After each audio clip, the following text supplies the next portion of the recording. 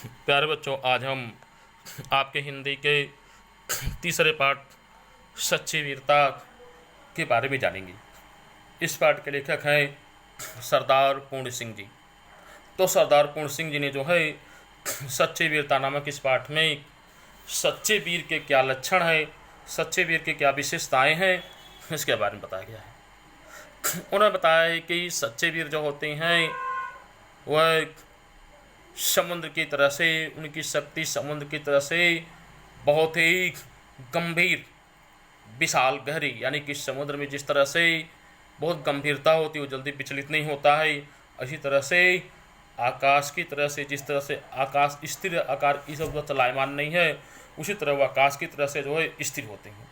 लेकिन जब कोई बात आती है, किसी के ऊपर कोई विपत्ति आती है, तो उसको दूर करने के लिए सच्चे वीर जो हैं शेर की तरह से जो है गर्जना करते हैं, शेर की तरह से दहाड़ते हैं, और उनकी आवाज़ जो है कई सदियों तक इतिहास के पन्ने में सुनाई देती रहती है। अब जो है सरदार पूर्ण सिंह जी ने एक दो उदाहरणों के माध्यम से समझाया है कि जो है कि एक बार जो है इस तरह से एक गुलाम यानी कि जो किसी का दास हो, एक गुलाम जो है बादशाह का बागी हो गया, यानी कि वह बादशाह की बात मानने से उसने इनकार कर दिया। और तब जो है बादशाह ने गुलाम से कहा, बादशाह ने गुलाम को दिल से आज़ाद कर दिया। लेकिन गुलाम जो था बादशाह का कैदी भले था, लेकिन वह दिल से अपने आप को जो है गुलाम नहीं मानता था। और बादशाह ने कहा कि मैं अभी तुमको जान से मार दूंगा, तुम क्या कर सकते हो। गुलाम बोला, हाँ मैं फांसी पर तो चढ़ जाऊंगा, लेकिन तुम्हारी बात नहीं मानूंगा, तुम्हारा सम्मान नहीं करूंगा। और इस गुलाम ने बादशाहों को उनकी हैसियत दिखा दी।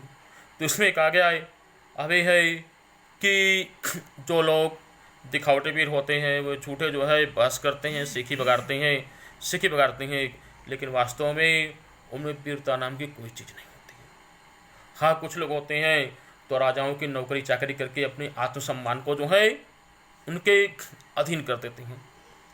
अब ये जो है इस तरह से कई लोगों का उदाहरण दिया गया कि लोग अपने शरीर की रक्षा के लिए, यानी अपनी जान बचाने के लिए अपने धर्म और अपने मान सम्मान के विरुद्ध बातों को भी मान लेते हैं। ऐसे लोगों को वीर नहीं कहा जा सकता है। और जो है से कहा गया कि कुछ लोगों ने बंदूक की वीरता, अपने देश के लिए फौज में जाकर के वीरता दिखलाना, और ये सब चीज़ें जो है सच्ची बात है। तो यही है, इसमें एक मंसूर नामक व्यक्ति के बारे में बताया गया कि मंसूर जो है अपने मौज में आकर कहता था कि मैं खुदा हूँ। तो बादशाह ने उसको तुरंत उसको मारने के लिए बात कही। तो उसने कहा, मैं अनलहक यानी कि मैं ही ब्रह्मा हूँ। और जो है मंसूर को सूली पर चढ़ा दिया गया, यानी उसको मृत्युदंड दे दी गई।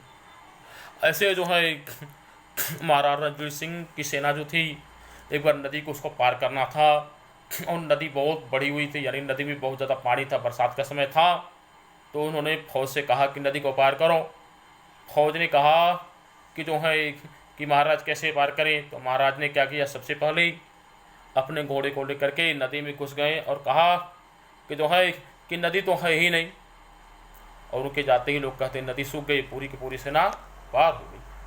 तो ये जो है कि ऐसे वीर लोगों के लिए लाखों लोग जो है एक दूसरे से मरने मारने के लिए तैयार हो जाते हैं। यानी कि अगर किसी सेना का सेनापति वीर हो, बहादुर हो, निडर हो, तो उसके लिए सेना कुछ भी कर सकती है। उसमें कई लोगों के बारे में बताया गया है।